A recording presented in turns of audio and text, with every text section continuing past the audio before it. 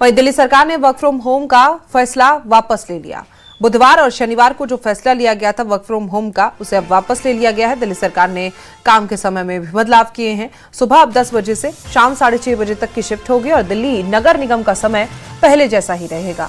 दिल्ली नगर निगम का पहले समय सुबह 8:30 बजे से शाम 5 बजे तक का था और आगे भी ये समय तो वैसा ही रहेगा, लेकिन जो वर्क फ्रॉम होम का फैसला है वो वापस ले लिया गया है। उसके समय में बदलाव किया गया है।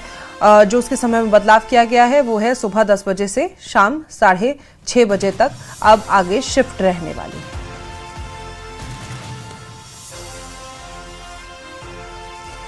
तो ये बड़ा फैसला सरकार द्वारा लिया गया।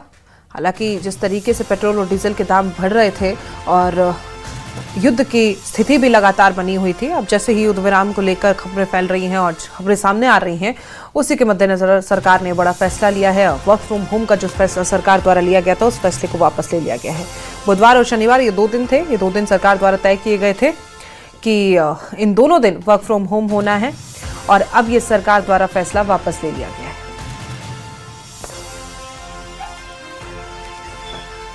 और दिल्ली अब मेडिकल टूरिज्म का ग्लोबल हब बनेगी। दिल्ली सरकार डिजिटल प्लेटफॉर्म बनाएगी।